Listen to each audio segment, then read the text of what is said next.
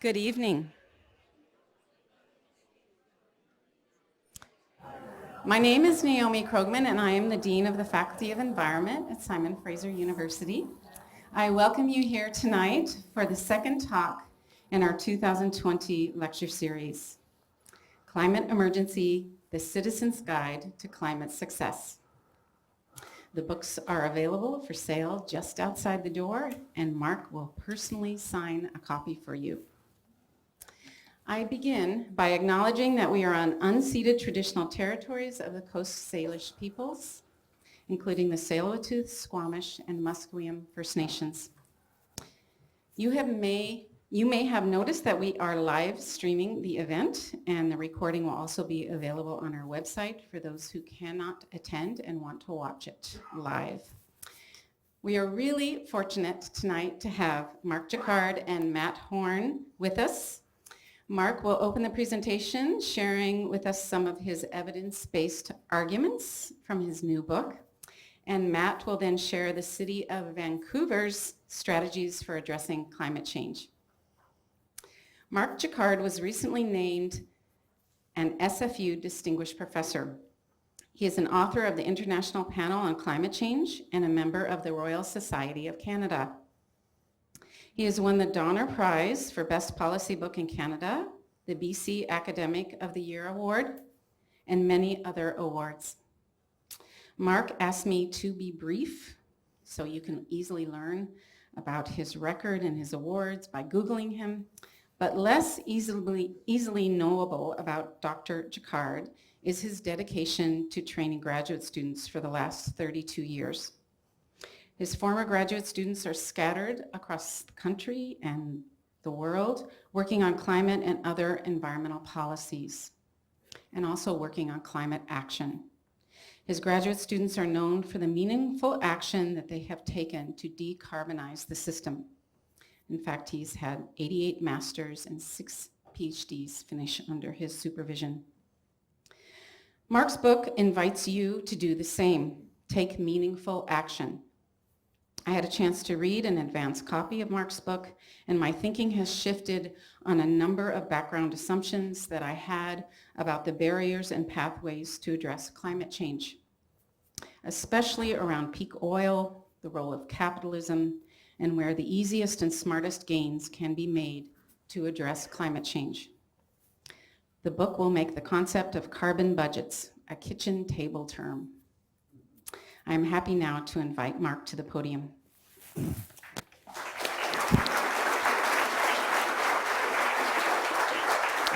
Thanks, man.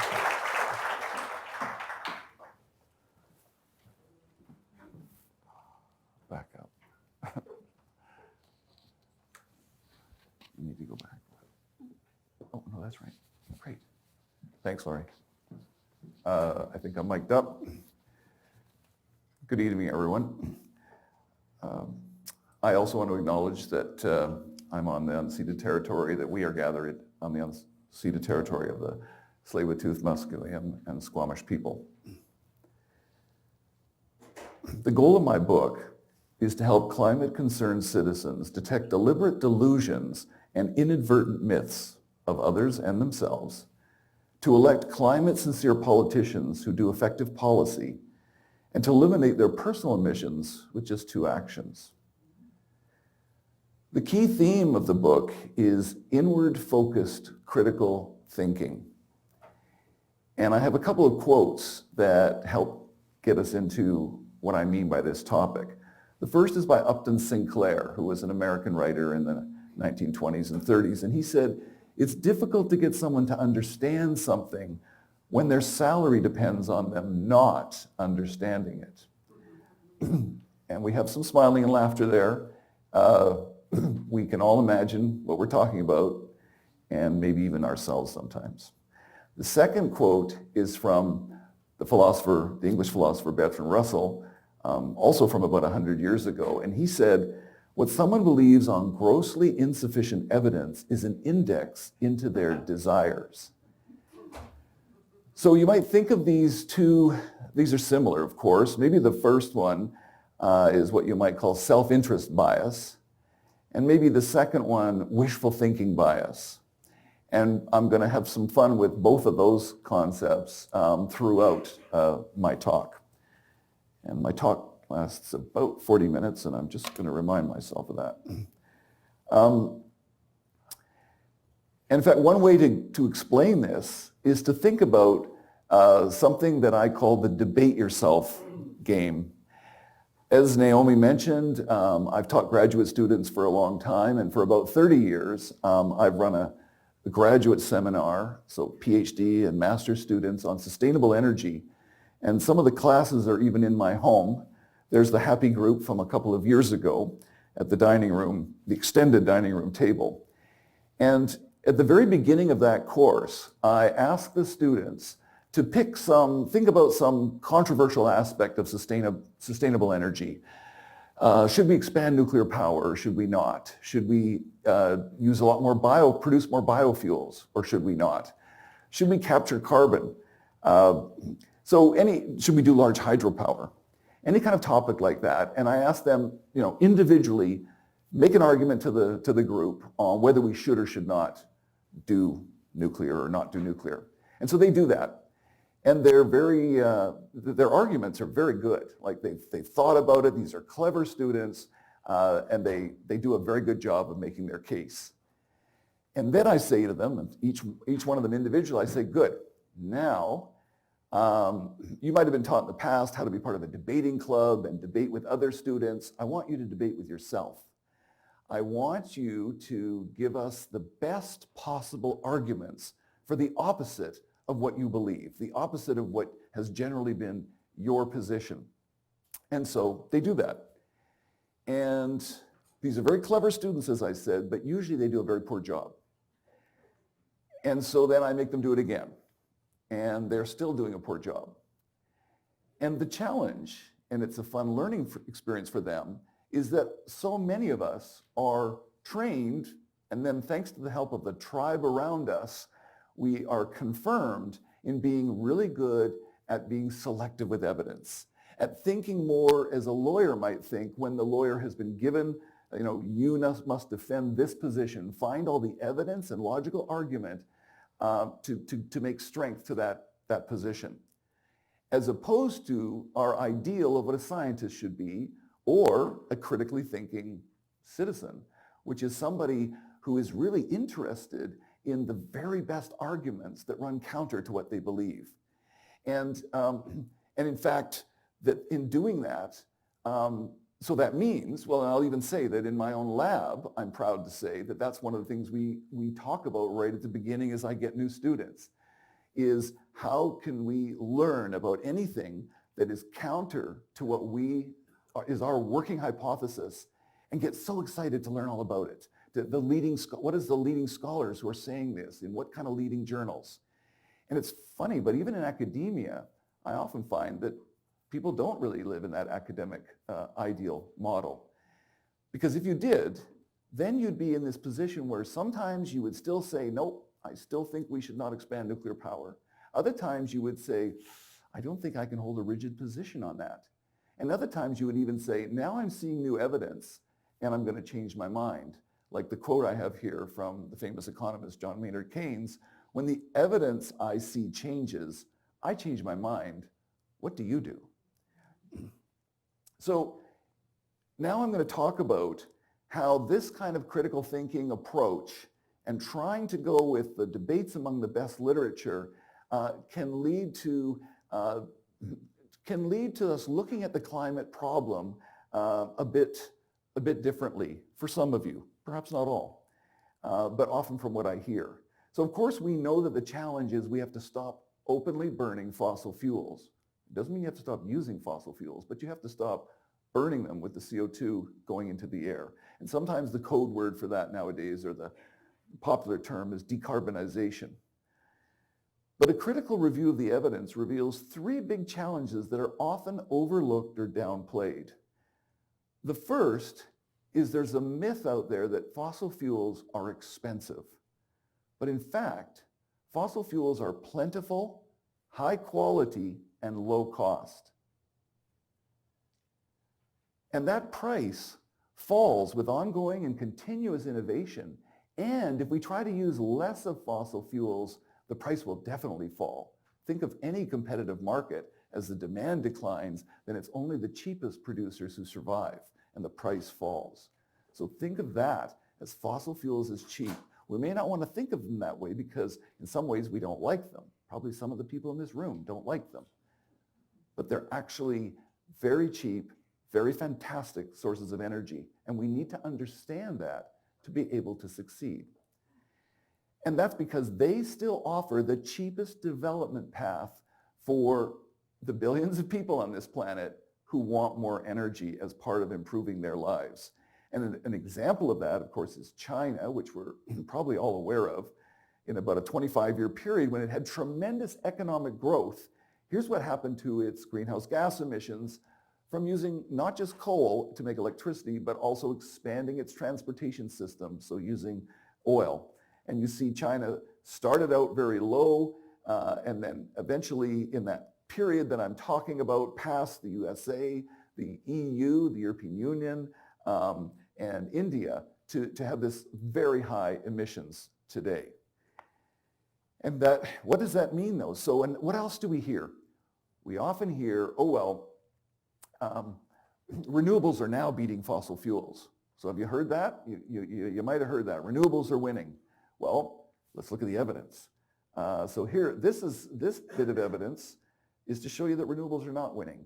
And this was prepared actually by a British Columbian, Barry Saxifrage, who does data analysis, and I'm always connecting with him and paying attention to him. And what this shows, these columns are for individual years since 1990, and the black shows the amount of additional fossil fuels, so the growth of fossil fuels in each one of those years, and the green shows the growth in renewables. So if I brought that all together, you'd see that fossil fuels are still outgrowing renewables. And in fact, you might say, well, in some recent years, renewables are doing better and fossil fuels can have a downturn for economic reasons.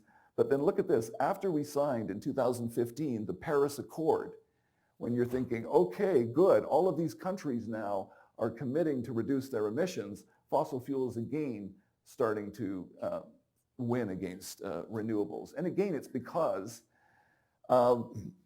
yesterday it was China. Who's building coal plants and expanding transportation today? It's Vietnam, it's Indonesia, it's the Philippines, it's Kenya, it's all over the world, really, Pakistan. And that's why if I put it all together in a stream and even do a forecast, here's a comparison of developed and developing countries in their greenhouse gas emissions. So the developing countries include China, but then you see a forecast there, and that growth in the forecast, so the dotted line, forecast to that side, so past 2020, the light line, which is developing countries, that growth is not China into the forecast period. That's the other developing countries. So that was the first thing, fossil fuels, cheap, expensive. The second is what I'm going to call the myth of a voluntary global agreement. So decarbonization requires a global collective effort, but our global governance institutions, like the United Nations, are very weak.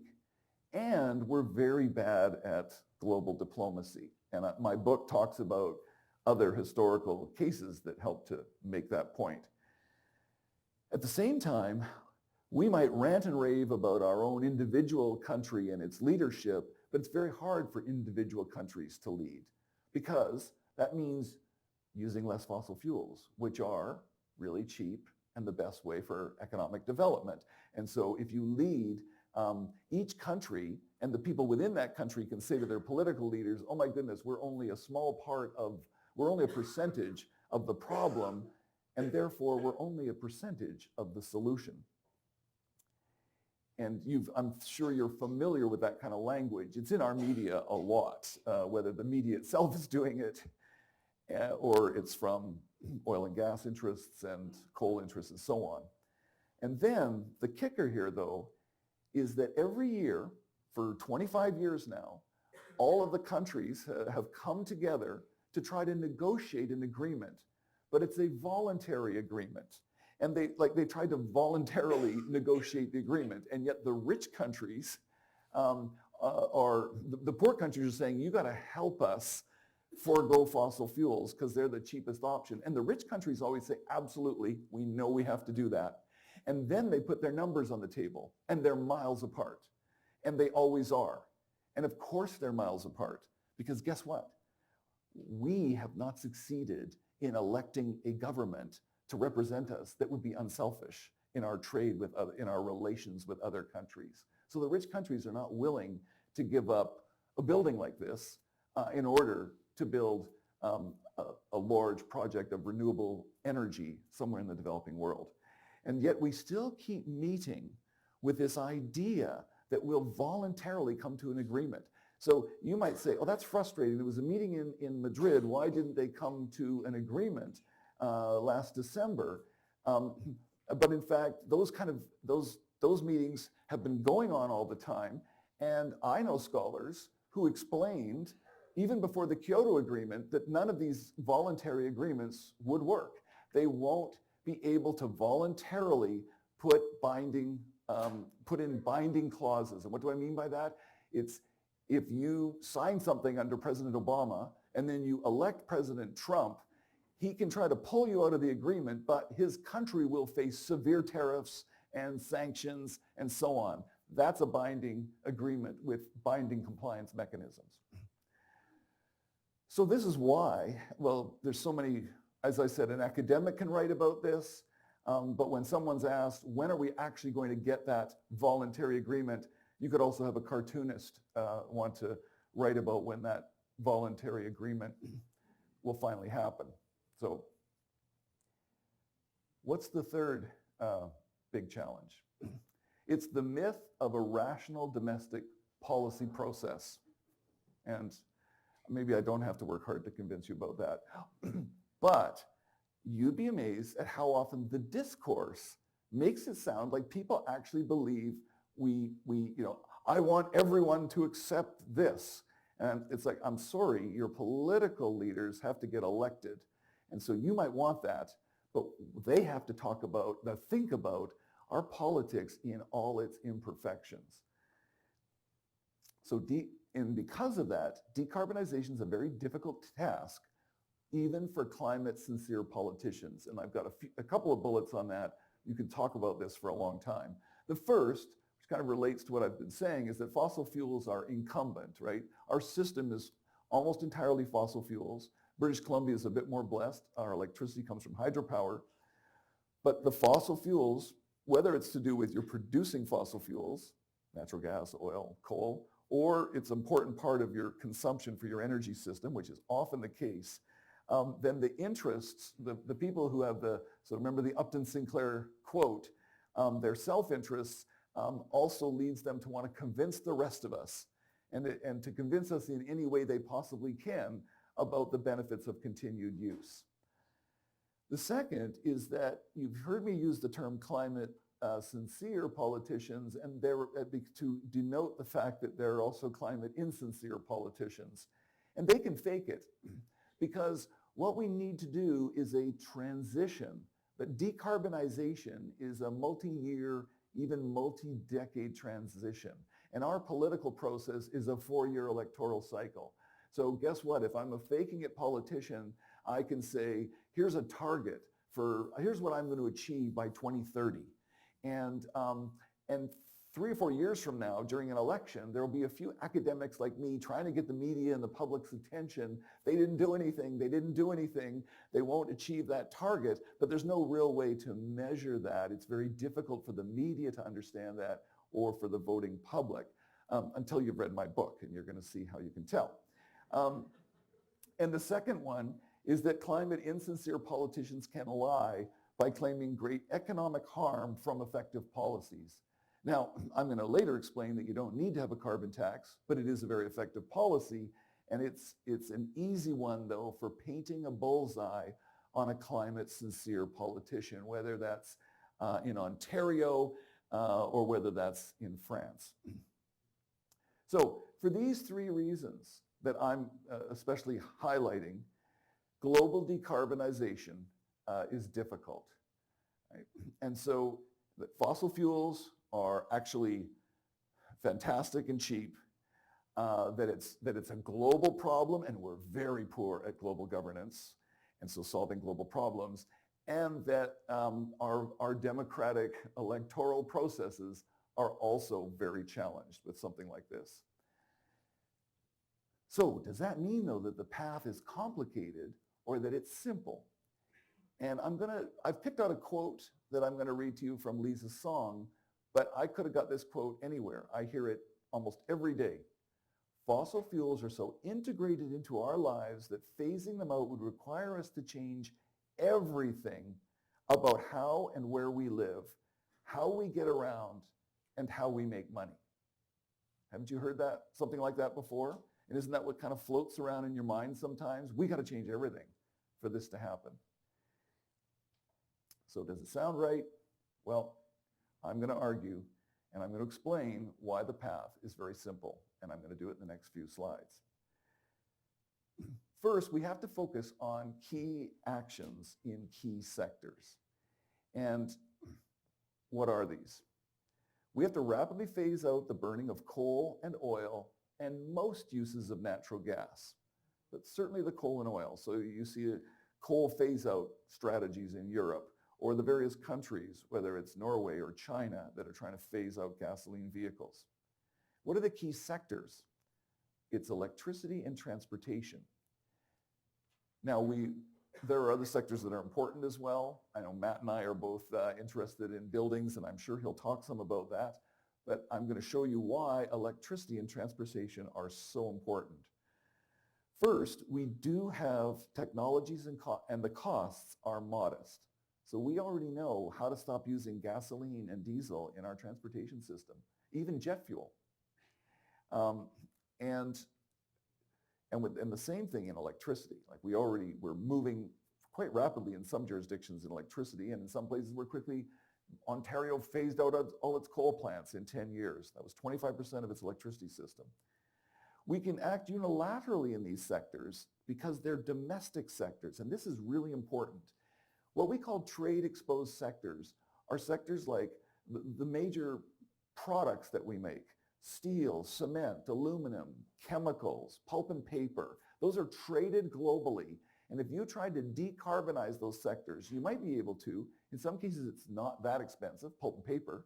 But in many cases, it would raise the cost of production. And other countries that are not doing anything, their industries will slowly wipe out your industries. And politically, that's an untenable thing to do. So you have to make this distinction between the domestic sectors, electricity, transportation, and buildings, and small industry, and so on, and the major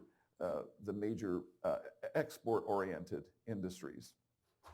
And in fact, I'm going to show you that electricity and transportation, this is the good news of all of this, is more than 50% of the energy-related greenhouse gas emissions that we're going to cause into the future. Again, most of that in developing countries, as I already mentioned. So I'm just going to explain these two pie charts. Just takes me a minute. Each pie is the amount of energy-related greenhouse gas emissions in the year 2050. So this is a forecast to the year 2050 in which we're sort of on the same path we are now. Fits and starts, some governments doing some things, most of them not doing much. So this is a bad scenario. This is heading towards 3 and 4 and maybe more degrees Celsius of climate change. The OECD stands for the Organization of Economic Cooperation and Development, and that's associated. It was a club started a long time ago of wealthier countries, developed countries, and data is still collected in that way. That's why I've distinguished this. You'll see that the pie for developing countries, so non-OECD, is much bigger in 2050 than the pie for the OECD. And remember, that corresponds to that graph that I showed you where the developing countries' emissions were growing faster. And so they're a bigger part of the emissions in 2050. The red shows you electricity. Those are emissions from coal and some natural gas plants for making electricity. And the yellow is mostly gasoline and diesel in transportation sector. So if you do these two sectors, which we can do domestically without, we don't need a global agreement to do those sectors, and jurisdictions are already showing that.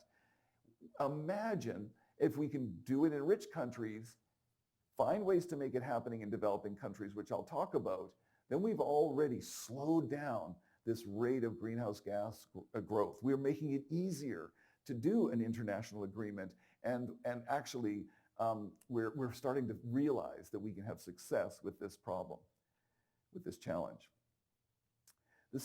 So the first part is the actions and sectors, and then how do those actions, so fuel switching, more efficiency, how do they actually happen? You have to have what I'm calling compulsory policies to make them happen. So the decarbonization actions require compulsory policies. And I now have a figure that just is a nice simple schema of our policy options, our energy climate policy options. And it's actually very simple. There are non-compulsory policies and compulsory policies. The compulsory policies can be regulations, and there are different kinds of regulations, which I'm going to briefly mention, or carbon pricing, which would be like a carbon tax that we have in British Columbia, or like a system of a cap on emissions with permits that add up to the cap, and that's allocated out to industry and even on behalf of consumers, and then the permits can be traded, and the trading price of those permits has the identical effect to a carbon tax. So Quebec belongs to the California cap and trade system. So Quebec and California and British Columbia all have carbon pricing, but different systems. The non-compulsory are things that you would have heard a lot about. Government is, there's enough people here who are old enough who would say, oh, the Rick Mercer 1-ton challenge. That's government trying to induce voluntary actions by us. Nothing happens to you if you don't do it. And these kind of policies, with all due respect to Rick Mercer, are incredibly ineffective. No effect whatsoever. Or I shouldn't say no effect, very little. So we can give subsidies for efficient homes and so on, and we do that. They're also not very effective. Direct government action, labels, and so on. So this is this contrast, and the message, you'll know you have a climate-sincere politician when they're implementing compulsory policies. They may do the other stuff as well. And I think, again, when we think of the city of Vancouver, Matt might have examples where you can mesh those together. But often what we've seen is climate insincere politicians just doing the non-compulsory. So what are some basics of that very quickly? So you must have carbon pricing and or regulations, right? So compulsory policies. But think about that and or. Hold that thought for a minute. So secondly, carbon pricing is usually lower cost than regulations, and that's why economists talk about it all the time. They love carbon pricing. It's the least cost to your society for reducing emissions, which means you have more income for healthcare, education, and so on. But it's important, just because when I said and or, that means that neither of these is essential. You can do it all with regulations, or you can do it all with carbon pricing, or you can combine them in some way. So you don't have to do carbon pricing. So when someone tells you it's essential, they're either misled by economists or they have some other agenda perhaps. Flexible regulations are more popular politically, and I won't go into detail on these. If people ask me about them, I have a couple of extra slides in question period if you want me to explore it further, but we actually have a lot we have several flexible regulations here in British Columbia, a zero emission vehicle requirement for sales, a clean electricity standard, a low carbon fuel standard for energy sold in transportation. And I point out that if we were to look at the jurisdictions that are really leading, and I could have put British Columbia on here, but another one is California, we actually can get a breakdown of what is the relative role of carbon pricing versus the regulatory climate policies. And I've got a pie here. This pie represents the reductions of emissions in California from their aggressive policies over the last 10 years up to the year 2025. So it's again a historical plus a forecast done by an agency, the main agency in California, the California Air Resources Board. And the yellow policies are all regulatory policies. So the heavy lifting, most of the reductions are caused not by carbon pricing, their cap and trade system, but by regulations. So the path, now I've explained the challenges, I've explained the simple path, and so now I want to talk about, the last third of my talk is what's happening. So for almost 3 decades, experts have known that a coordinated global effort won't happen by voluntary agreement, as I said, that decarbonizing electricity and transportation is achievable and globally critical, and that renewables won't beat fossil fuels without compulsory policies, but a carbon tax is not essential. So if experts know this, what's holding back global decarbonization? The first is deliberate delusions. So fossil fuel interests deliberately promote myths to stall action, and this will be very familiar to the climate-concerned audience that I've got here. They'll tell you the climate science is uncertain, that this next fossil fuel project is essential. We know we have to stop doing this, but this one we need for schools and jobs. We must await major innovations before we decarbonize. Remember I just told you that in electricity and transportation we already have, even in jet airplanes, we can fly jet airplanes on biofuels. They don't need to be electric. I flew in a jet airplane on biofuels in Brazil 12 years ago. And that there's no point acting until we get a binding agreement, right? So that's all good reasons to stall. But what else besides these kind of deliberate myths? Well, I'm going to argue that one that I've been running into, this is why this book has just come out of me from sort of, well, almost 3 decades of observation, taking notes, and some frustration. So many climate-concerned people hold rigid pro and con positions on our decarbonization options. We must not use nuclear power. We must not use large hydropower. We must not use biofuels. We must not use carbon capture and storage, so capturing carbon when we're burning fossil fuels. And we must not use carbon taxes. So I'm not saying that you cannot be pro or con with any of these, but I invite you to think about how rigid you should be in your views. Because the fossil fuel industry loves this rigidity. So I say, don't let perfection be the enemy of good. And in fact, I wrote a book 15 years ago with Cambridge University Press called Sustainable Fossil Fuels. And that's kind of a cool photo. It's not me, but one of my students won a bottle of scotch for picking that, and it was so hard to talk Cambridge's arts department to let us use that cover. Then later they said it was one of the most popular covers they ever had. That was from a group that used to cycle around in Vancouver to try to block traffic on Fridays or something. Yeah. But that's not what I'm here to talk about. I digress. Why did I write that book? Why that title? So even way back then, I was very focused because I'd been advising policymakers and seeing the constraints under which they operate in our democracies. I'd been very interested in how do you get other people to at least accept that we're going to act on greenhouse gas emissions, and maybe even get some buy-in from people who live in regions that are fossil fuel endowed. Well, it turned out that the independent research, as I learned about this through the Intergovernmental Panel on Climate Change and my other work in China, is that it's actually not that difficult to have a coal plant where you capture the CO2 and you bury it. And it involves technologies that we've had for decades.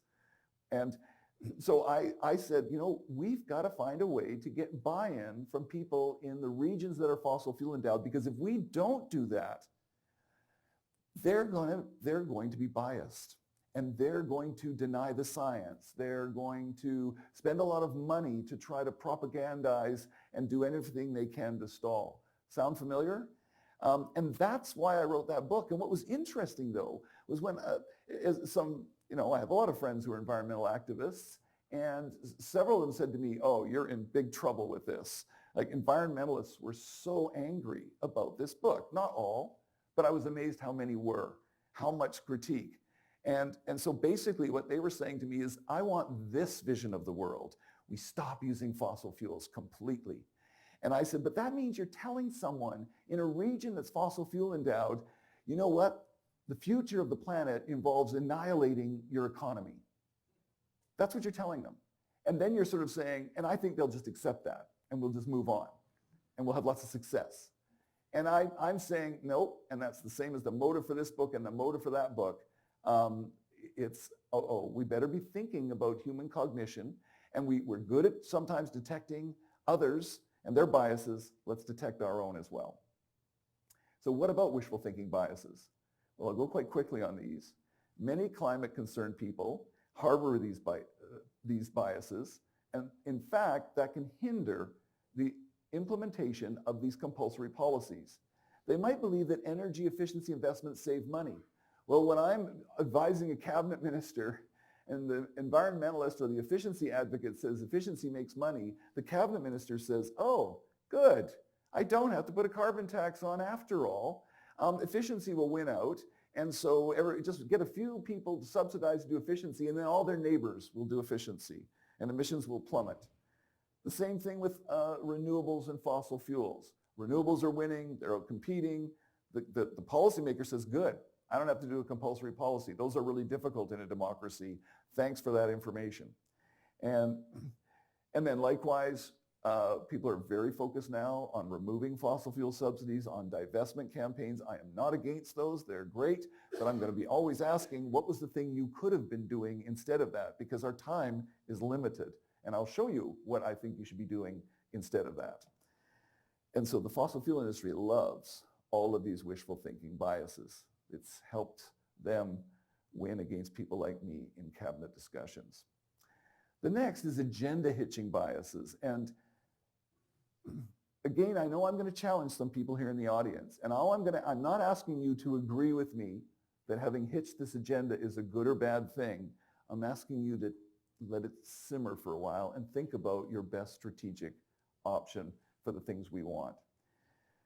Because there are a lot of people that argue that decarbonization is only possible with dramatic behavioral, social, economic revolution in just 2 decades.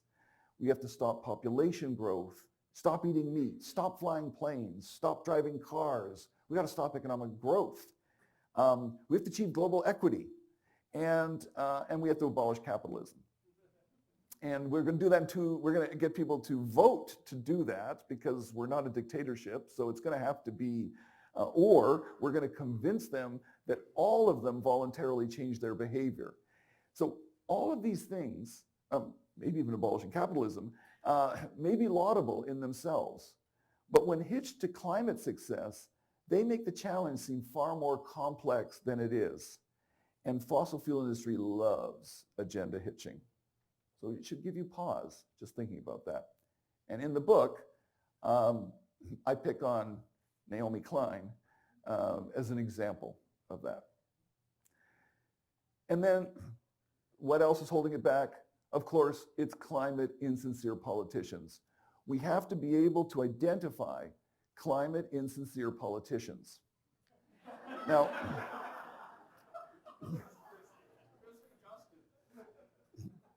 hang in there. Now, sometimes they can be hard to find. Like, let's say that they don't, pose together for a photo. That they're a little more clever. Then we're going to have a way to find them. Climate insincere politicians will deliberately confuse actions and policies. So in the last election campaign, Andrew Scheer said, we don't need carbon taxes, we'll do innovation. So my students know that that's when smoke has come out of my hair. We've got to get Canadians to understand what that means. It's the carbon price or the regulation that causes the innovation. And without it, the fossil fuel innovation always beats the renewables innovation. Because fossil fuels have this huge advantage. They're really high quality.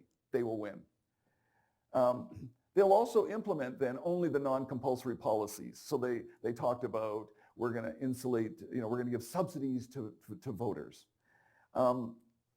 you may want those policies, but they have to be with the compulsory policies. They'll lie about carbon tax. I already talked about that. And if the compulsory policies exist, they'll keep their stringency weak. So Christy Clark came into power, knew she couldn't get rid of the carbon tax, so she just froze it. So the fossil fuel loves and rewards these politicians.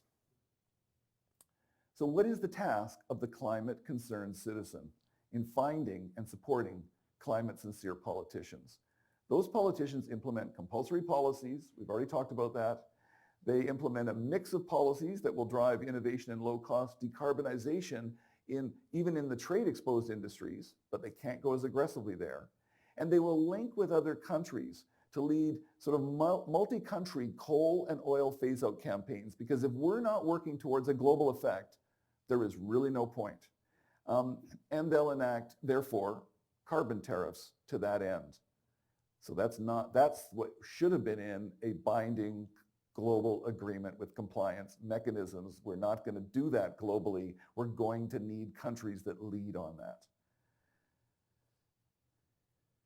So somebody wanted him in the photo with the others. And that makes sense, right? I mean, how can a climate-sincere politician approve a pipeline? And then when that doesn't work, buy the pipeline and approve the pipeline. Right. Okay, good. So you're all set now. You've got a strong opinion. I like to hear that. So how are we going to measure this? That's it? We've got all the information we need? You're all happy with, some of you sound happy with that. You're feeling good. This is a bad guy. It's climate insincere. What's Canada's government done since 2015? What's been their main policy approach? They've relied on pricing and regulations with rising stringency. I've been involved in helping with the design of some of that. You all know about the carbon tax. It's become one of the leading policies in the world. And they're leveraging their domestic efforts into a global effort. And I'm not going to go into a lot of detail on that, but here's some specifics. So this is just me not deciding what these people are. This is me trying to look at the evidence. And the irony is I looked at this evidence with all of my co-authors, the policy experts of the Intergovernmental Panel on Climate Change, when we were comparing all the different countries. And that's why I wrote a Globe and Mail article on that. Canada now is one of the leaders in the world with its powering past coal. First of all, with its coal phase-out regulation, and then it's leveraging that to try to create a global drive called powering past coal. It's not perfect, but it's really a game changer globally. We, as I said, have become one of the leading jurisdictions in the world. We're even catching up to the Scandinavians in some aspects because our carbon price is going to apply to even more of the economy, or as much or more than in some of those cases. And we re-elected that government, so the carbon price is going to keep rising. They're developing methane regulations in oil and gas that thus far look to be very ambitious. A clean fuel standard, it has flaws in it. I'm about to go out publicly critiquing it again, but it's a very innovative policy, and it's that kind of flexible regulation that follows California, follows British Columbia. They're making some mistakes in how they design it. And they have a carbon pricing system for industry as well, but it's recognizing that this is trade-exposed industry, so it applies, but it doesn't have as much effect on the production, the cost of production. So is the Canadian federal government climate sincere or insincere? And I'm not going to answer that. You'll have to decide for yourself. So in summary, the simple path to climate success. To succeed, we climate-concerned citizens must simplify. We have to work to identify and then elect and support climate-sincere politicians. Push these politicians to implement flex regs and our carbon pricing, especially in electricity and transportation, that give us options to act personally. If electricity is clean, as it is in British Columbia, well, I'll show you. You push these politicians to ally with other countries for global coal and gasoline phase-out and carbon tariffs. And that way, if your electricity is clean, you can take personal actions to become zero emission with electric cars and heat pumps, and maybe even using the heat pump to heat your hot water. And if you did a calculation, you realize that's almost all of your emissions. But how do climate-concerned citizens get climate-sincere politicians? And so I end with a strategy. And some of my students come from an engineering background, and at one point they said, when I was saying to them, it's a conditional thing. Sometimes you should act this way with one kind of politician, sometimes you should act another way. And they said, oh, in engineering we build flow charts. So I built a flow chart, and then they critiqued it. So this is the start of the flow chart. Does the politician seem sincere? It's hard to know. No.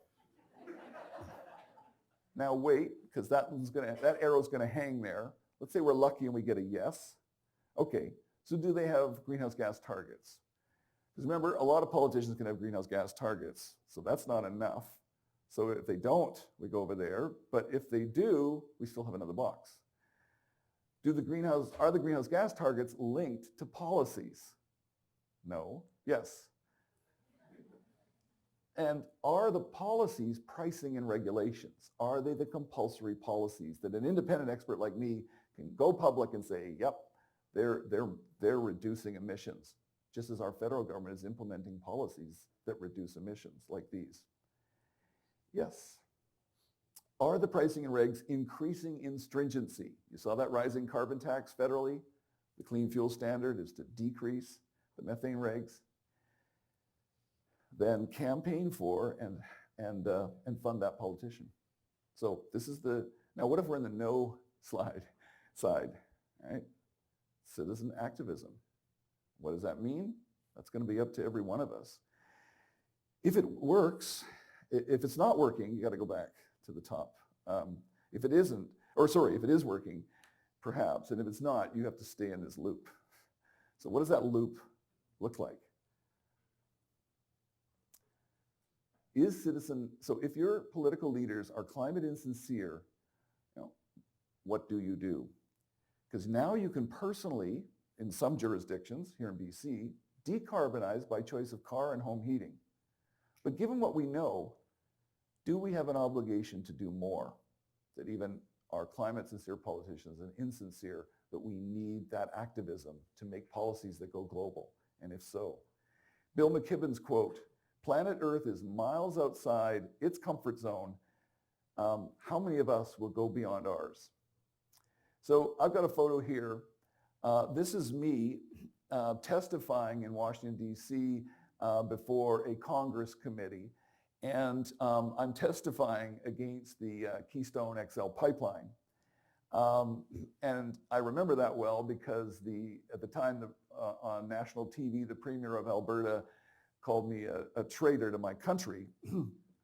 When the Globe and Mail reporter asked me about that, I think I said, well, she's a traitor to the planet, but something like that. I have a bit of a schoolyard kind of sense of, but I point that out because, I'm lucky. I'm able to say my job involves getting out there and actually being listened to as an expert. So I'm privileged and I need to be very vocal. But with that and with some stature, maybe that makes the responsibility even bigger. And during the Stephen Harper era, and we had Christy Clark in British Columbia, it was a former student talked me into this, but Kevin Washbrook and I and 11 other people said we need actions out there, people who are willing, and in this case, not only willing to be activists. I believe in demonstrations. I don't believe in getting arrested. At least I have never been arrested in my 20s, 30s, and 40s, but I got arrested in my 50s. And so we blocked a coal train, and we tried to make our contribution to this undermining the idea that Stephen Harper could get away with, because he had targets, with portraying himself as climate sincere. And our impact and role was minuscule, I'm sure, or even less than that. But we felt we had to do that. And other people took similar actions. Not nearly enough in my view, but it's notable that when millennials voted against Stephen Harper, there was a strong percentage said that he was climate insincere, that was a factor in their voting. So this is me with the handcuffs on getting loaded into the paddy wagon. I smiled. Well, that's because the RCMP officer said to me right at that moment, we have to get rid of coal.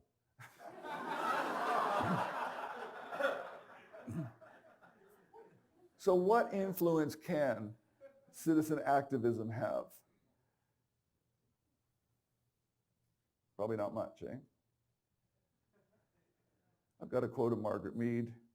Never doubt that a small group of thoughtful, committed citizens can change the world. Indeed, it's the only thing that ever has. And finally, I'll end with a quote by Albert Einstein. Those who have the privilege to know have the duty to act. Now you know. Thank you very much.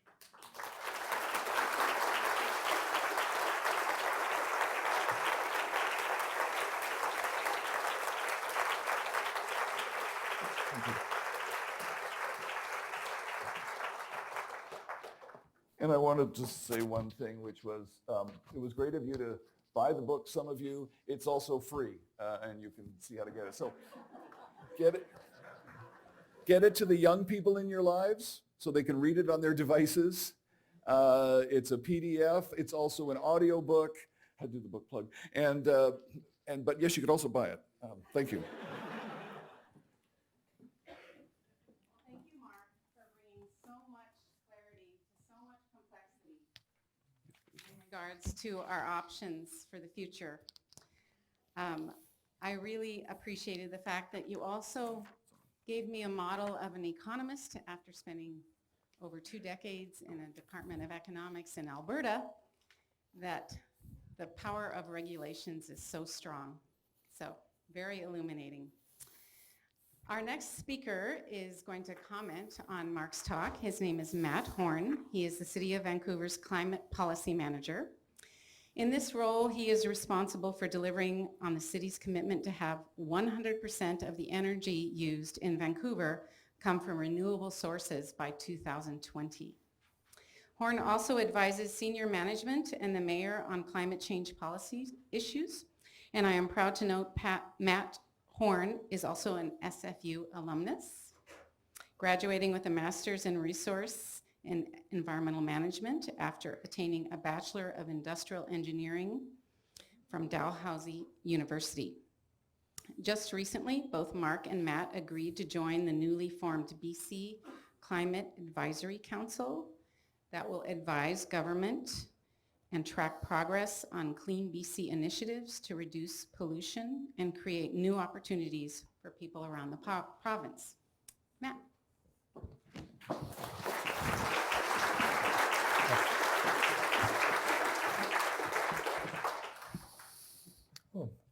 Hi everybody. Is the sound good? Okay. So yeah, my name is Matt Horne. I'm the Climate Policy Manager with the City of Vancouver, and really quickly what that entails is, say maybe 120, 150 people that work for the City of Vancouver that touch on one element or not of sort of climate and energy issues, and I help sort of coordinate that work. So ideally we have a coherent plan that is helping us reduce carbon emissions at the city level.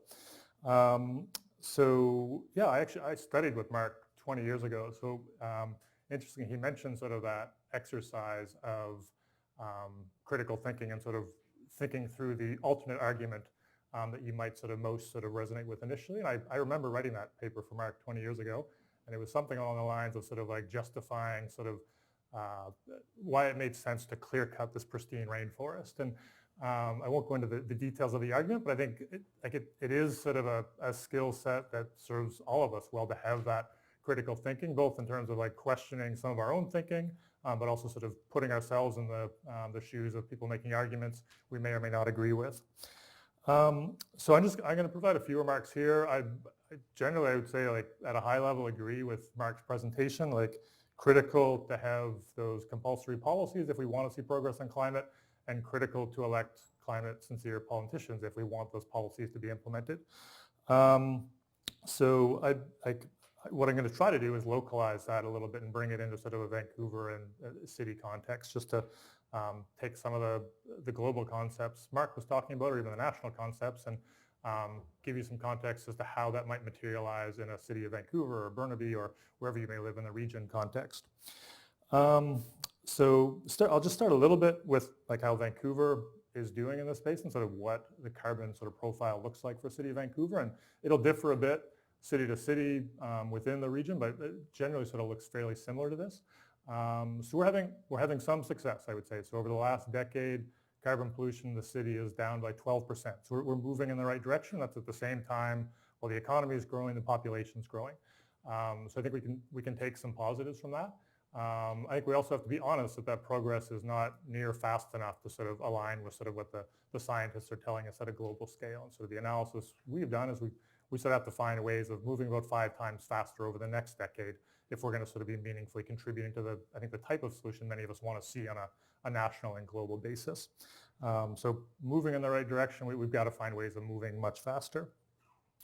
In terms of where our emissions come from, and this relates to Mark's comment about I think you will often hear this is sort of it's too complex or sort of it's too ingrained in society to make progress in this challenge, and you definitely do hear that a lot in the local, provincial, and national context.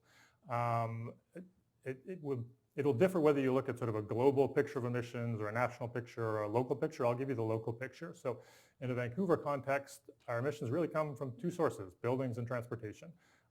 Buildings, almost all of which is from space and hot water heating, is about 60% of our emissions. The next big chunk, almost 40% of our emission, comes from the cars and trucks on our road. And again, it's burning fossil fuels contributing to climate change. And again, like there's some bigger sort of lifestyle changes that allow us to reduce some of those. So giving up a car and walking, cycling, and transit is a big change people can make. But shifting from a gas car to an electric car is relatively seamless in terms of what it means for your lifestyle. Similarly, from a buildings perspective, we've got lots of opportunities, whether it's sort of shifting to things called electric heat pumps, shifting to renewable gas, making your home more energy efficient. All those will result in burning less fossil fuels and contribute to the solutions we're striving for. So really, like it comes down to that simple set of like 6 or 7 solutions at a local level, like more walking, more cycling, more transit, more electric vehicles, heat pumps, renewable gas. It's not a long list of what we have to transition from today to that end product. And again, that's stuff that's available today. One of the challenges we have is that I think makes it challenging for climate-sincere politicians is low levels of awareness. So we did some public opinion research last fall, just as a reminder. So 60% of our emissions are from buildings, 40% from transportation. Only 7% of Vancouver residents would flag buildings as a significant source of carbon emissions in the city of Vancouver. So if you're a politician that is interested in saying, like, how do we make progress on buildings, and our residents don't necessarily see that as a contributor to the problem, even if they agree with the problem, we've got a gap there. The top source that sort of residents identified as sort of the biggest local contributor was single-use items and single-use plastics and plastic waste, which again it's an important environmental issue. It's not going to make or break our success at a local level on climate change. So it's one from a city level. We're trying to sort of build awareness and education around that so we can have a informed conversation about the types of changes we think are needed.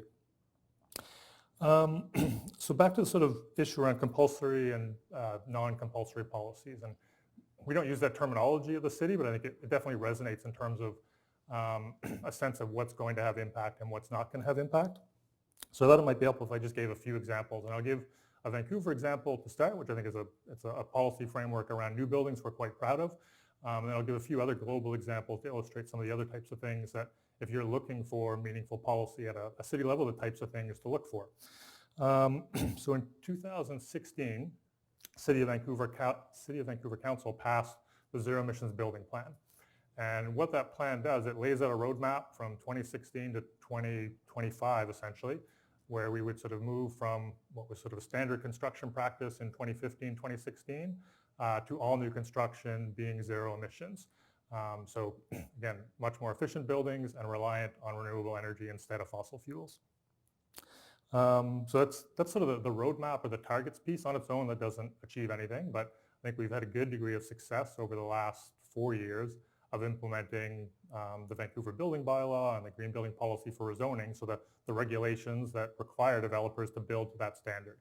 And so we're seeing now the average new development in Vancouver is almost 60% lower carbon emissions than the same building would have been built 5 years ago. So we've still got some pieces to make progress on, but there really is demonstrable progress and lots of interest across Canada and around the world in that policy framework. And like we're seeing the evidence with new buildings that are going up today. They are rapidly making that transition to renewable energy. So it's new buildings, and again, I think we're pretty proud of that piece that's in place here, and again, lots I think we can share with other jurisdictions. Existing buildings is going to be our big challenge, and I think most cities' big challenge. Like it's great to get new buildings so we don't have to retrofit those buildings down the road, but we still have all the buildings that have been built over the last 50 years that we have to find ways to move off of fossil fuels. The example I'll give is New York. So last year they passed a law at a city level that requires all existing buildings to reduce their emissions. And it's not sort of a change that happens overnight. It's a series of sort of targets every building has to hit over the next 30 years. But if you're a building owner and manager, you see those requirements. And when you're getting ready to do maintenance, you're getting ready to replace a boiler, you're like, okay, I have to hit this limit in the next couple of years. I'm going to make that transition to renewable energy now. So it's a compulsory requirement that you have to hit those limits. You've got lots of flexibility in terms of how you get there. Shifting to transportation, London is a really interesting example. So they have what's called a congestion charge or a congestion zone. So if you want to drive your vehicle through downtown London, you're allowed to do that, but you're going to pay a fee for the privilege to do so. They use that revenue to sort of finance improved transit, improved bike lanes, et cetera. And that's been in place for essentially a decade now. They've seen a 25% drop in the car trips going through the City of London, and that's during which time, again, their sort of population and their economy is growing rapidly through that period. So again, it's a combination of sort of making those alternatives available and making the sort of business as usual fossil fuel alternative more expensive.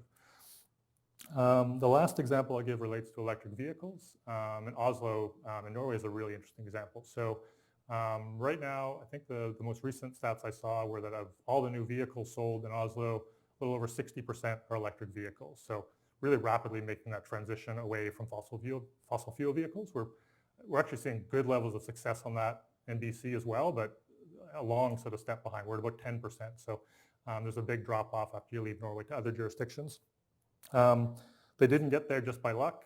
Pretty much any opportunity they have made gasoline and diesel vehicles more expensive than electric vehicles. So if you're paying for your registration fees, if you're paying for parking, if you're paying to enter their congestion zone, all of those, they've said, we want to sort of put the preference on electric vehicles because we want to see that outcome. And they're sort of embedding that across the board. And again, they're seeing the results with this sort of very rapid shift to electric vehicles. Couple more points I wanted to make. I think it's important just to stress the complementary importance of those non-compulsory policies. So, and this is sort of part of what my work is trying to sort of pull together a package of policies that our council can get behind and that our residents can be supportive of. And I think if we go out and say, here are the regulations and here are the pricing pieces, et cetera, et cetera, et cetera, people tend to be like, it's a challenging sort of menu of policies to accept. We think it's really important to combine that with some of the other pieces that sort of ease the pathway to that transition. So if I go back to that zero emissions building plan as an example, the regulations that when you build a new building, you have to hit this carbon performance. That's the piece that really does move the dial. We've invested a lot of work from a city perspective in terms of staff training and developer training and architect training so that we have sort of a good degree of local capacity that builds up and knows how to do that. We've tried to adjust our bylaws so that when you're building those buildings, we've made it easier to do so and remove some barriers that were there for other reasons. So again, we don't want a situation where we're saying, here, this is the outcome we want to see, and then someone goes and tries to follow that path and we make it difficult step after step after step. Another good example would be in a transportation space and with the work London has done around congestion pricing, something that sort of there is a conversation around in a Vancouver context as well. If you just have that congestion charge, I think it's a challenging piece to accept for many people. If you combine that with your single occupancy vehicle trip is going to be a little bit more expensive, but we have better transit service, we have safer bike lanes, improved sidewalks, all those pieces in combination, I think can give you a package of policy approaches that can be supported. The last piece I wanted to touch on was the civic activism piece that Mark closed his talk on as well. And I really just don't underestimate the degree of impact that can have. And I think within Vancouver City Hall, I don't know if people were participants in some of the big climate strikes that have been organized locally here by groups such as the Sustainability Teams. So September last year, there were 100,000 people on Vancouver streets demanding a variety of things, but at a high level, I think sort of calling for stronger climate action. And like we don't get 100,000 people on the streets for anything. So when that happens and when it starts at City Hall, it really gets noticed. And I think our councillors notice it and our staff notice it. And so I think whether we can sort of fulfill that call for action, I think still remains to be seen. But I think it very clearly is heard. And I think it provides sort of inspiration and mobilization and internally to the bureaucracy. And our councillors definitely notice it as well.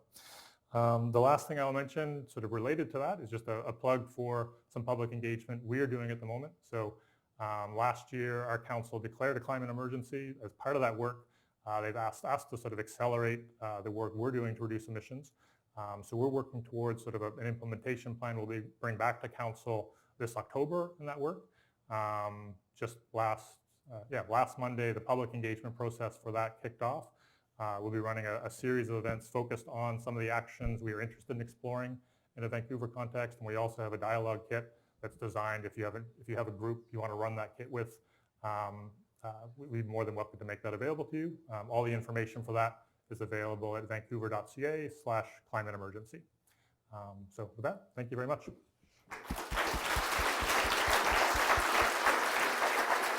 Thanks, Matt. Thanks, Matt.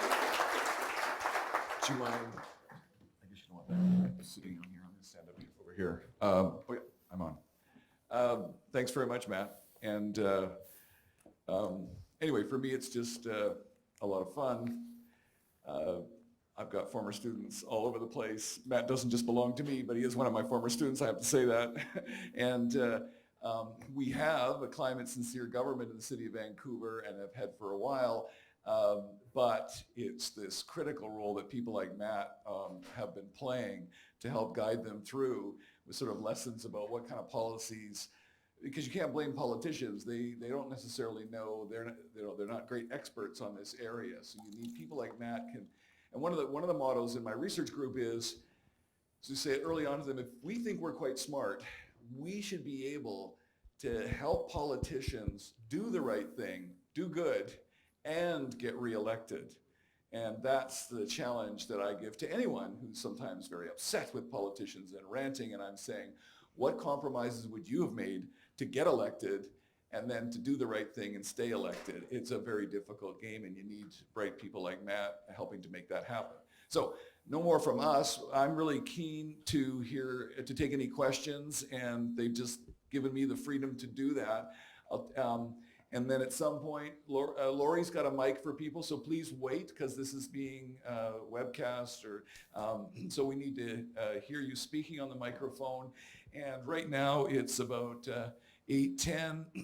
I'm someone who would go all night, so even if we run out of time and Lori tells me it's time to shut it down, or Naomi does, people can still gather around at the front with me. I'm happy to answer any questions of people that were missed. So what I'm going to do now is ask you to raise your hand for a question, and I'm going to say your number 1, 2, 3, 4, 5, and I might hit a certain area, and then when we get, and so you have to remember which number you are, and then when we get them done, then I'll start another 1, 2, 3, 4, 5, and I'll try to get a good mix of people as well.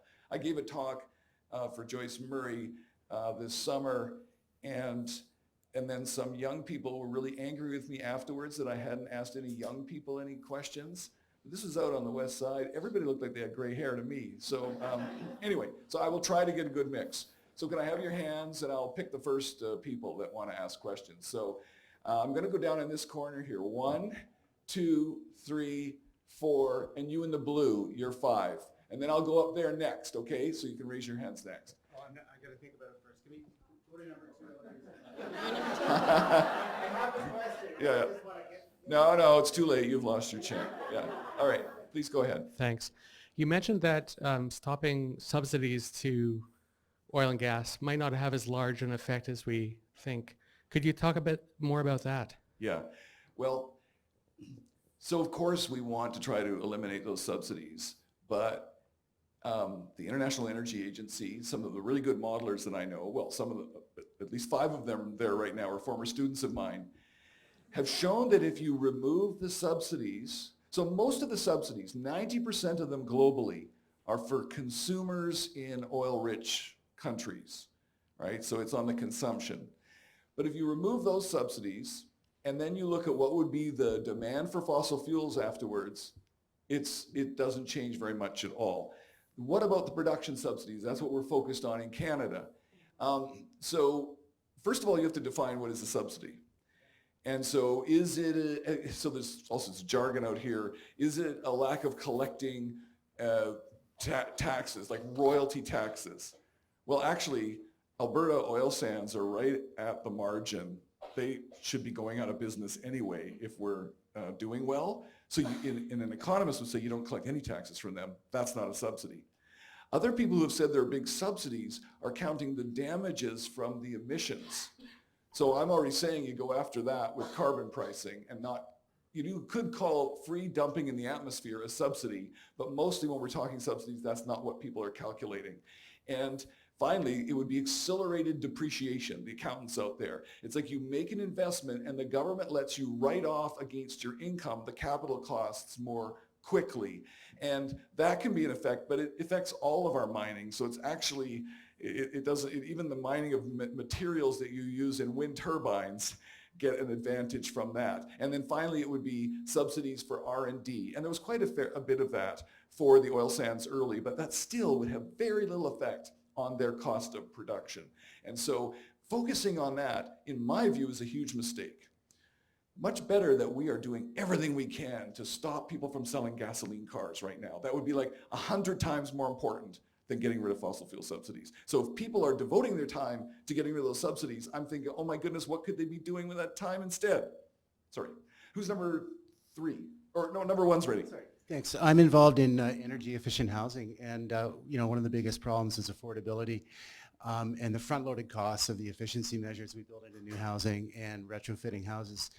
And getting a little sideways, the BC Utilities Commission doesn't allow us to have energy service companies in BC that can help flatten that front-loaded cost. How can we get around making housing more affordable for people that don't have $1 million or $750,000 to build a new house without using subsidies and incentives? Right. So to me, there's a couple of things you've combined there. One is, so energy efficiency is a higher upfront cost. I'm buying more insulation. I'm spending more money on double pane windows and so on. And then you make the benefit is the lower energy bills, right? Because you're using less energy. But when I said that energy efficiency is not profitable, that's exactly what I'm referring to. It's not profitable. And when people have said it's profitable, I've said, what forecast did you use for the price of natural gas? Because I could put a real leaky natural gas furnace in my house, and I can show you that's a way cheaper, and not insulate my house, or very little, and it's a much cheaper proposition. So that's this question of, is energy efficiency profitable? And I don't think it is, and that's why we need to, well, the regulation we should have on natural gas, we've got the city of Vancouver saying, you're not going to be able to build houses and connect them to natural gas. We should have a natural gas phase-out policy. The provincial government has started that in BC, which says you've got to switch the natural gas to organic sources, so biomethane. When they do that, then the cost of the natural gas option goes up, and the profitability of energy efficiency and fuel switching to electricity improves. But you've combined that with affordability, and housing is a real challenge for affordability. So is it the energy cost that's making it unaffordable, or is it the capital cost? And that's a very big question. In the UK, they talk about energy poverty, and they do have programs to help people with their efficiency in their buildings. Oh, and by the way, we have that as well. And we do need to keep those programs, and they are subsidy programs, and that's right. I agree with him on that. And that's how the Swedes got their building sector down to zero emissions effectively, whether it was in cities or in the countryside. And they did it in a way that they did it with social housing as well. So even people who live in, who are lower income have very good housing, and it's very efficient housing as well. 3? Okay, I have a very simple question for you. Would you say a climate sincere politician would okay a new tech mine in the oil sands? So, you think I'm squirming? I think you should be squirming. Absolutely. Yep. There are so many trade-offs to make if you get yourself elected as the government of Canada, because there are people highly deluded on all sides, and especially though, I have to say, in Alberta. And so you have to decide, and I'm not saying I have the right answer, by the way. I'm happy to, not here, but to keep debating this, and I might change my mind, but I want to give you that other side, just as I tried, you offered me the opportunity, and I'm going to do that. And so you have to decide, so we've had periods in Canada when we were obsessed with national unity, with keeping the country together. It related to Quebec, but I remember it well because I was still pushing climate policy back then, and climate policy just went right out the window if we had a national unity challenge. And Albertans might be irrational when they do this. I think they will be, but they will do this, and our country will be obsessed with it. So if you're the government of all Canadians, you may have to consider trade-offs. And those trade-offs could be pipelines, and they could also be oil sands projects. But guess what? We have to succeed with phasing out gasoline and diesel vehicles. Guess what happens when that happens? You never have to battle about frontier tech mines or new oil pipelines. It would be like having battles about a coal port. You wouldn't have to do that because the demand for that product would be falling. And guess what? When the demand for oil finally starts to fall, so that's what we've got to succeed at, or we're done anyway. When it starts to fall, sorry to say this, Albertans, but you go first. You're the highest cost producers on the planet, basically. And that oil price will fall, as I said, and Alberta will not be investing. So we have to decide if we want to have this battle now, or if we want to succeed in or pursue what we know we have to do globally, or we don't succeed anyway. And so if I was the Prime Minister of Canada, those would be the difficult questions, even as a climate sincere person, that I would have to wrestle with. And I'm not convinced that I wouldn't approve that project or approve the Trans Mountain Pipeline. The worry is the What? time. Sorry, what? We have so little time. Yes, that's my point. We don't have time to try to stop fossil fuel infrastructure. We need to stop fossil fuel demand, and we need to stop that demand here and then around the world. And so if I'd given a longer talk, I would explain how the Norwegians leading, as Matt mentioned, and maybe British Columbians and Californians starting to be quick as well, and Swedes and Danes and the British, and joining the Chinese, because the reduction of the stopping of burning gasoline and diesel in cities in the developing world is a big benefit to the elites of those societies. It's their loved ones who live in those cities and breathe that air. So I'm saying we need to be thinking about that strategically as where we put our effort. And then all the fossil fuel infrastructure there is anywhere won't matter. And the emissions from oil sands production won't matter because they won't be producing anything. And that's what we have to do or we don't succeed. So we don't have time to follow the wrong strategy. That's the argument in my book. Who was 5? Okay. Hi, Mark. Thanks for a great talk. So one of the myths that I often hear is about people wanting to move off-grid, to cut their ties to the grid. And living in an off-grid home, I know firsthand this is not a good idea. You have to produce, to meet your own energy needs in the middle of winter, you have to produce way more power than you need during the summer when we have lots of energy. So I look at BC's energy grid as being one of its great treasures. I think it's an unrecognized treasure, and I would like to see that promoted more. But I wonder what you think of the opportunity in BC for distributed, home-based or business-based, interconnected, grid-interconnected, distributed power systems as part of that mix.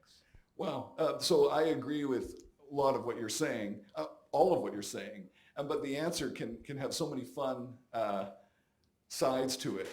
When Gregor Robertson, the mayor of Vancouver, asked me to be on his climate advisory council, and had you already started by then when he created that one? No, you started shortly after. And The first meeting I said, wait a minute, so this greenest city plan, are we talking energy autarky, which means, that we're going to have, it's distributed, we're going to decentralize system, we're going to produce all our own clean energy in Vancouver? Because I was so hoping they wouldn't say that. And I was so happy when they said, no. If we've got clean hydropower in British Columbia and we're going to start building more wind turbines in the northeast and maybe solar in the interior, absolutely, we've got the transmission lines, we'll bring that power in. So but what you just hinted at is, again, one of the myths that I didn't even spend a lot of time on in the book. Naomi Klein shares that myth. And so when I went after her in a chapter, I pointed that out, that where we're succeeding in Scandinavia, for example, it's people, you're not trying to say, let's do it off the grid. Of course, in the developing world, there can be lots of good reasons not to develop a gigantic grid. And so you'll have mini grids in local areas. But yeah, there was something else that you said that I was, no. So anyway, the cost of I know what it was. So should you be putting a solar panel on your roof in Vancouver now? And this is fascinating because if you were to talk to the head of PowerX, who takes our surplus and sells it into California, because they put solar panels on all the roofs in California, on so many of the roofs in California, the electricity demand that the grid has to handle in California, sun's out on a sunny afternoon, and so everybody's generating their own electricity to run their air conditioners and so on. Sounds great. Then as the sun goes down, the demand for electricity skyrockets. And so BC Hydro, on behalf of us, or PowerX, is able to sell that electricity at a really high price because they're able to provide into that system. But what the head of PowerX will tell you, but I really don't want anyone putting a solar panel on their house in Vancouver, because then I'm effectively buying electricity from them at 11 cents a kilowatt hour, whereas I prefer to buy from the Californians at a half a cent a kilowatt hour when everyone's solar panel's operating, and then I sell it back to the Californians an hour later at 12 cents a kilowatt hour. And in Vancouverites putting up solar panels just messed me up. Now, what's the message there? I don't want to confuse people. It's a complicated system, that's all. The better thing is what you do as a consumer, get an electric heat pump. That we can be sure of, or even electric resistance heating if you insulate really well. So I need a new 1, 2, 3, 4, 5. 1, who else? Put your hand up if you wanted to ask a question. So I've got 1 there, 2, 3, do you see me pointing at you? And then 4 way back there. Yeah, it's the woman back there, and 5 is the man way back in the corner, or 6, whatever you are. So I picked the man back in the corner as well. Okay, so you're also included if I run out of the numbers. So who's first? Who's 1? Okay. Hi, thanks likewise for your talk. It was enlightening. And I've got 2 quick questions. One is, it's great all the information for decision making you provided, but we also know, sorry, I forgot. We also know that generally support for and belief in democracy as it functions now is at an all-time low globally. So I'm wondering, you've referred to traditional kind of political activism and just basically amping it up, more confrontation, more activism. Do you have any suggestions as to some innovative institutional reform, possibly including information technology, like creative use of media? So that's one question. No, okay, and we'll go with that one. Okay. All right, good. So it's 1 question per person. I'm sorry about that. I just want to be fair. So you said that democracy or something like that is at an all-time low? Yeah, I don't agree. I think that's very ahistorical. We're in a maybe bad phase right now, but you can't tell me the 1930s or the 1870s or the 1820s or the 1740s were worse than this. So I think we have to be careful not to make it like human beings on the social, so we might say humans make progress in terms of science, I follow a lot of philosophers that say human beings don't necessarily, are struggling, and in some cases make progress in terms of human relations and collective decision making, and in other cases we regress. So I do agree with you, it's a bad period. You kind of characterized me as saying, good, let's get out there and demonstrate and so on. I made that very conditional. I made it conditional on what do you do as a citizen with a climate insincere government. If you have climate sincere governments, though, I'm saying try to help them all you can. And you mentioned the word institution. I think that's essential. So for example, and my students have worked on this, but one of the questions I also ask them in that course is I say, why?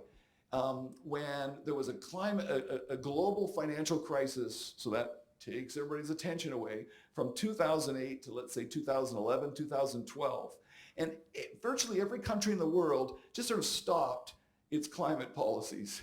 I mean, Scandinavians still labored on, well, and that's an important reason. So they did, and so did California. And why was that? Because Californians are not immune to all the failings of democracy. They had created institutions that were like long-term thinking regulatory institutions. I'll say especially the California Air Resources Board, but there's the California Energy Commission that does the efficiency regulations. The California, I said Energy Commission, the California Utilities Commission does the renewable flexible reg that forces renewables into the system. And the California Air Resources Board, when Arnold Schwarzenegger, got with a Democratic legislature, and he was a Republican, to pass laws, the enactment of the regulations and even the carbon pricing, the cap and trade, to make that happen came arm's length from the legislative body. So every time I'm in the room with key people of the Canadian government, I'm always in there. I immediately whip out my 2-page description of what we should be doing with institutions as well. So it's hard for the average citizen to work on that, but I can tell you I'm working on that all the time. And even this new, Matt and I just got named to something, but also in the last few weeks, the federal government has created a Climate Choices Institute, and I'm on that body.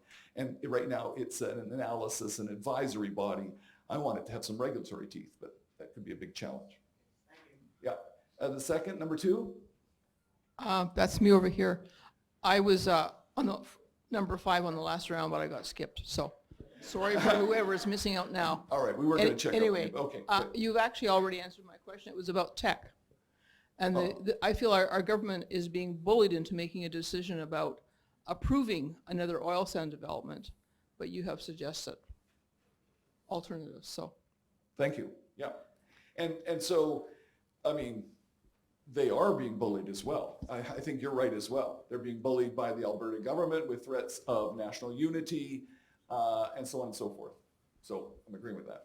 But I'm still saying in that context of our failed or our less than perfect democratic systems, let's think strategically. And maybe some of those people are thinking strategically as well.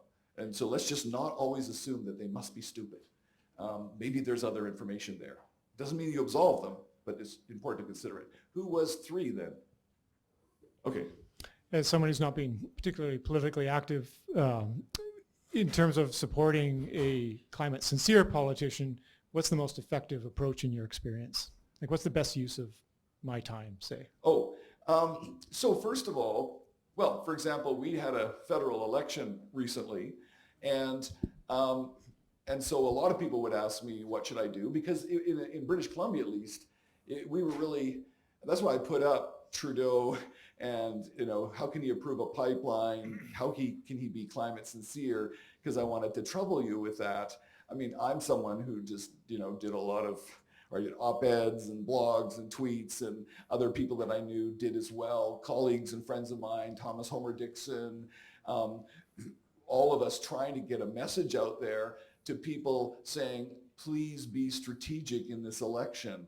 Please really think about how unfortunately, we don't have a proportional representation system. I wish we did, like the Scandinavian countries. We don't.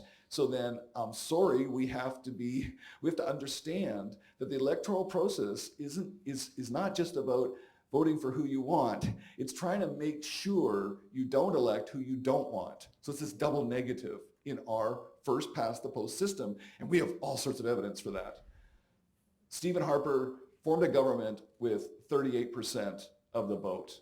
And then he played along nicely with a minority for about 5 or 6 years, and then everybody was soft on him, and he got a majority with 42 or 43% of the vote. Even though Canadians conveniently split their vote among other policies that, in my view, all of them, including the Liberals, are climate sincere on a world basis.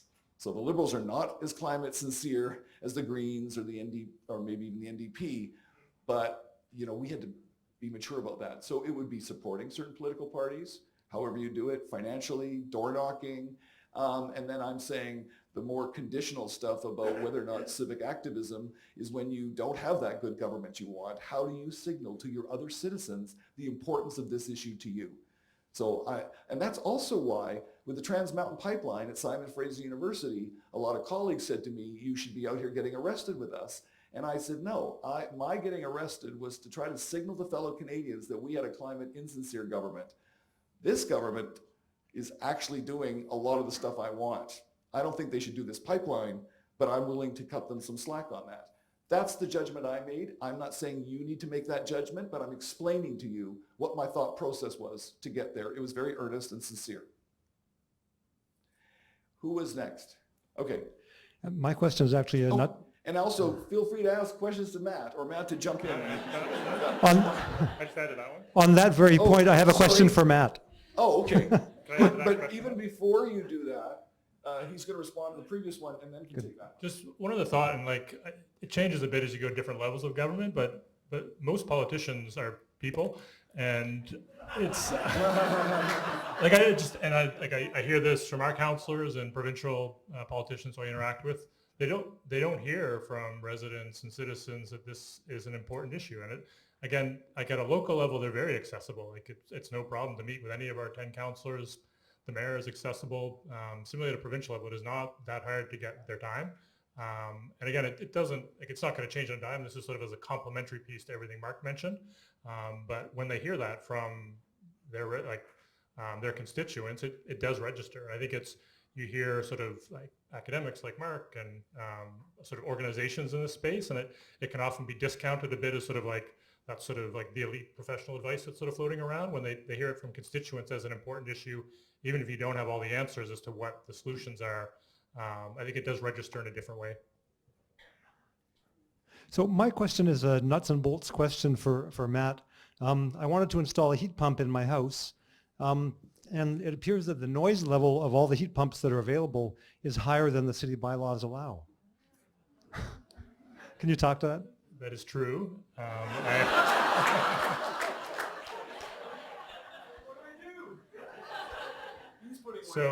So I've just put one in.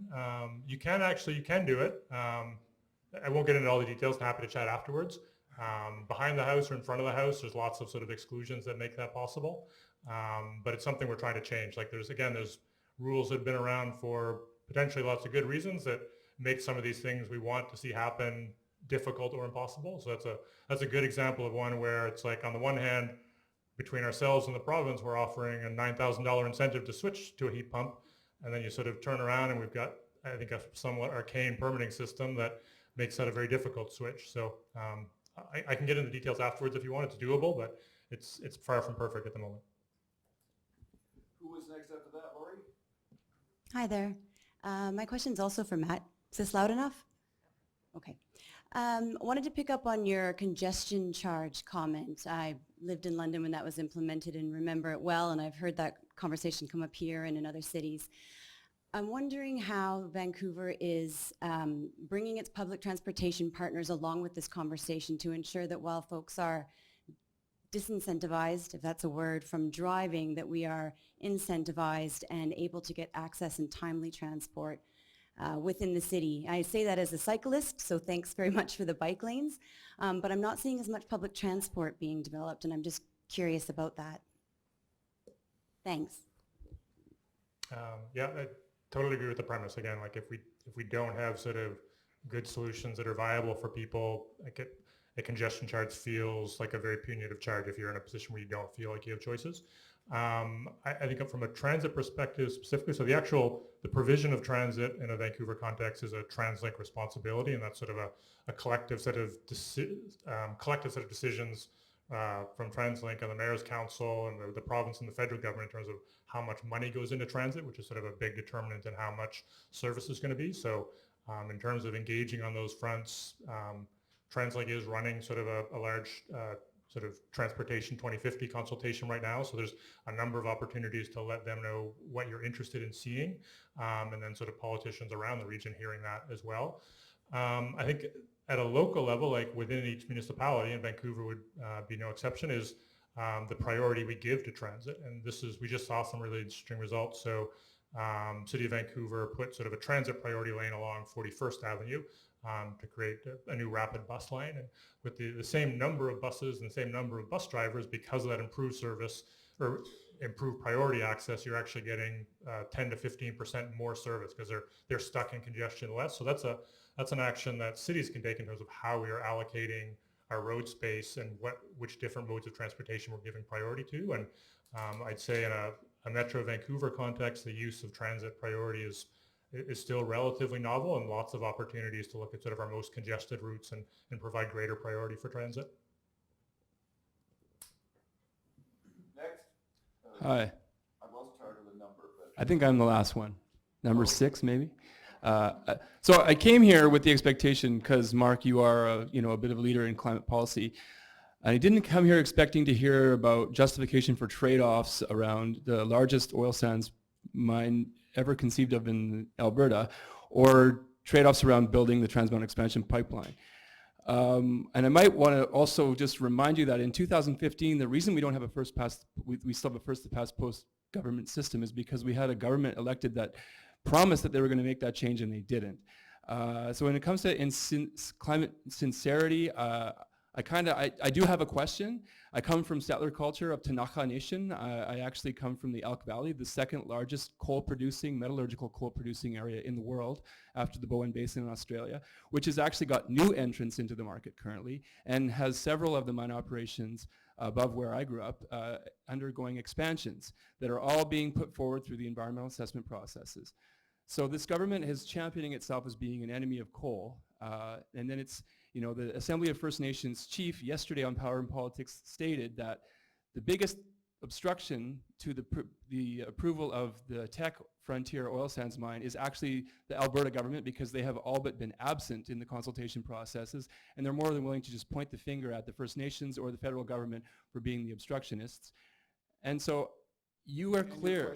My question is, you're clear about where you sit on the climate policy. You sit on the end of the consumers. You want to see us getting out of gasoline-powered cars.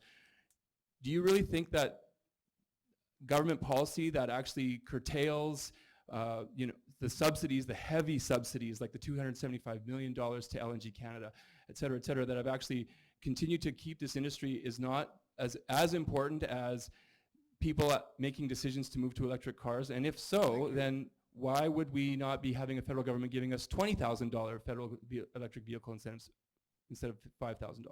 Right. So the reason relates to my very first slide, which is that the Earth's crust is chock-a-block full of fossil fuels. And if we stop producing, I think we should stop producing fossil fuel products. But if we do, they will just come from somewhere else. Now, I know you've heard that argument, and it's like, oh no, here's Alberta again. Like, we might as well do it or someone else will. As a global energy economist, I just see that. The Vietnamese will get their coal from anywhere. The Earth's crust is full of coal. We need them to not be building coal plants. They will get their oil from anywhere. We need them to not be allowing gasoline vehicles, and we need that to happen all over the world. And when that happens, we won't be producing more coal or more oil or more natural gas. Actually, we may be producing natural gas for a while, because all of the scenarios to even stay within 1.5 have some substitution in some parts of the world of coal to natural gas. Not complete, but natural gas in conjunction with solar and wind and so on. So that's why. Next question.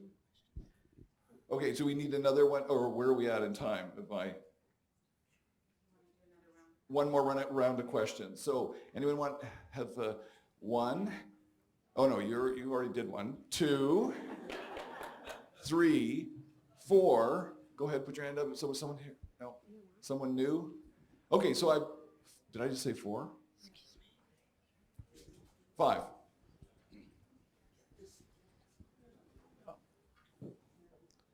My question is regarding the international nature, as you just mentioned, of energy use.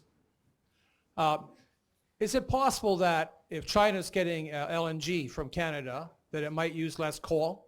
And would that result in a net benefit? So I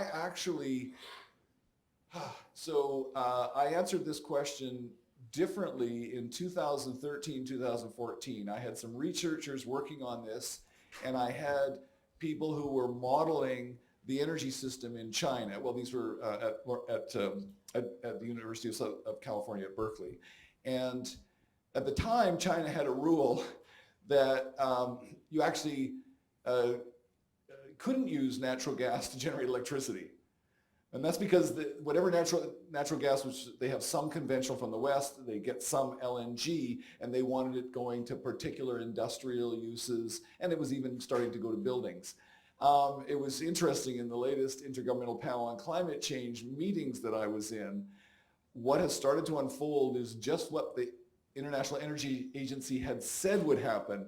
The Chinese along the coast are trying to use natural gas to close down coal plants, and more inland to use the natural gas as a way of what we call firming up wind and solar.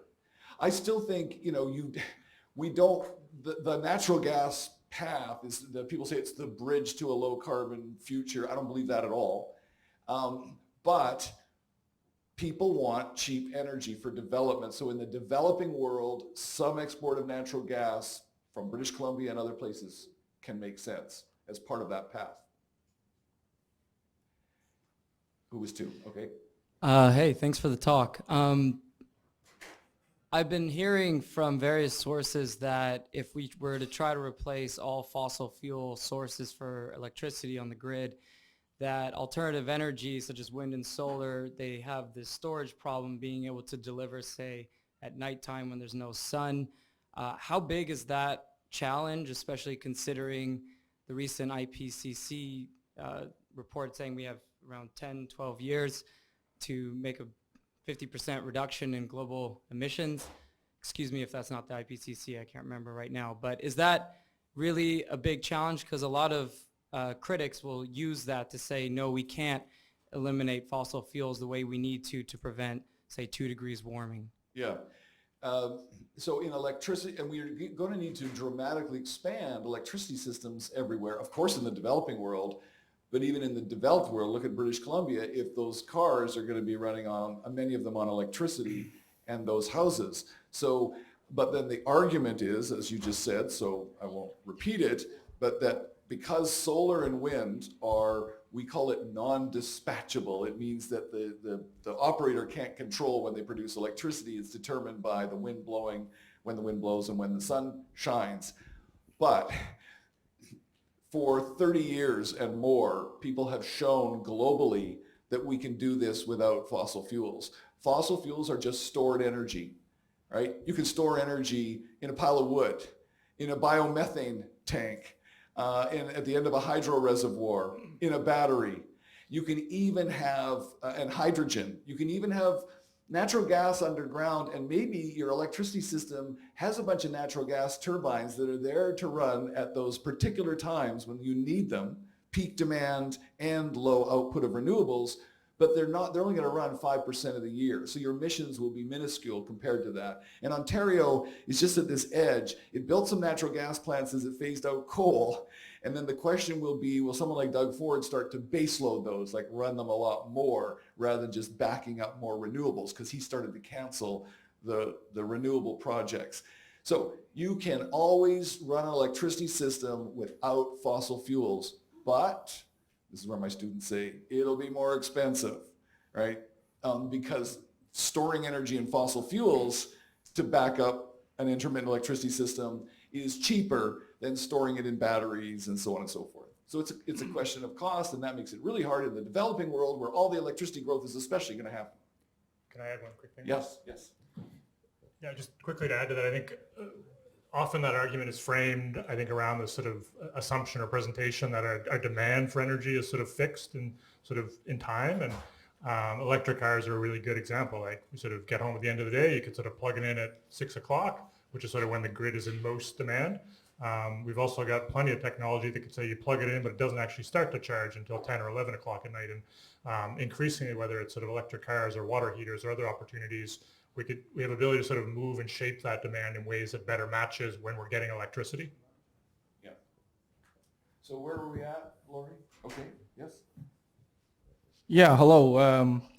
The global population in the last couple of decades has been expanding at an accelerating rate. Actually, it's expanding at a decelerating rate. Is it? Sorry to tell you that, yes. But it's still expanding nevertheless. It's expanding, Yeah. but it's as Matt would say, the second derivative is negative. It's expanding at a slower rate. Well, fair enough, but it's still in an upward trend, right? Yeah. So as people have babies and those peoples, especially in the developing world, seek to improve their standard of living, do you think it's even possible to reduce net global anthropogenic carbon emissions versus population growth? Yes, we can get it down to zero. So because that population is growing at a declining rate, not an accelerating rate, the demographers are kind of already sort of mapping out, at what population will we finally asymptote? Will we stop growing? Is it 9 billion? Is it 10 billion? And so a lot of us do analysis. Well, all the analysis that I know by global modelers is always factoring in population growth. So if you go and look at sort of the summary articles of the Intergovernmental Panel on Climate Change, you would see that. And even my 15-year-old book, Sustainable Fossil Fuels, has the global population maxing out at around 9 billion, I think, in around 2070, something like that. So those are the kind of trends, and it all depends. What depends on how fast or how slow? How quickly women are educated, get access to education, I should say. Yep. Hi. So some people have to leave. We're going to end right after this, but Matt and I will be available up here. Well, I'll be available. I think Matt is too, up at the front. Go ahead. Yeah, I thought fracked LNG exported to China was just as bad as coal or worse. Is that not the case? So this is a big controversy among researchers, and the studies I've seen that talked about fracked gas as because of methane leaks, and methane is a more potent greenhouse gas than CO2, that therefore that would be worse.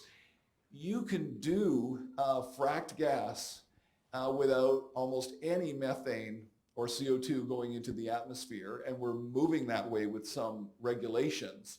And also, there's a big dispute among experts right now, but some of the experts who showed the conclusion that you're talking about apparently didn't even capture all of the kinds of methane leaks that come from coal mines and all the other aspects of bringing out coal. So you have to do the whole system. If you're looking at natural gas use from fracking all the way to consumption and whatever leaks happen along the way and so on, you have to do the same with coal so that you're comparing apples and apples. And so all I say is keep that one in limbo.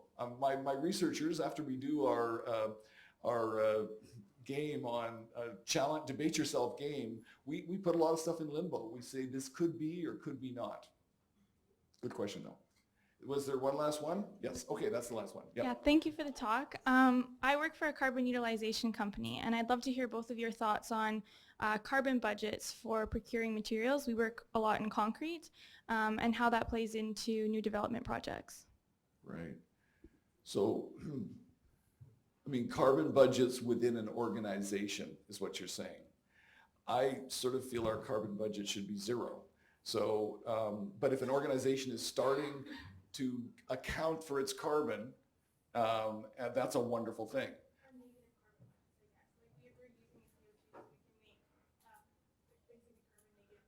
Sure, if you're using the carbon to make something and you know that it won't deteriorate later and end up coming up anyway, yes, absolutely. And that's sort of what we're looking at now. When you ask me, can we get there? it's probably involving us also now sucking carbon dioxide out of the atmosphere. And some of the leading technology is right here in Squamish, carbon engineering. But I'll see if Matt wants to add anything. Yeah, I can add a bit more. So I think a lot of the focus on building policy historically, and there still needs to be lots of progress on this, is focusing on what are called the operational emissions. So when you burn natural gas for space and hot water heating, we have to get that fossil fuel consumption down, and that's what Vancouver's zero emissions building plan is focused on. I think there's an increasing move in many cities around the world to sort of start wrestling with embodied carbon. It's a sort of technical term, and it's the carbon pollution that's associated with the building materials. So the steel, the concrete, all those can be energy and material intensive to produce and assemble into a building. So Vancouver, again, this is I think another interesting innovation coming out of Vancouver. We think we will have one of the world's first requirements for low embodied carbon in new construction. So it won't be prescriptive saying you have to use this material or that material. It'll require developers to say, here's all the carbon associated with our building materials, and here's how we're lowering it by a specified percentage. So that's something we're working on now and want to bring back to council later this year.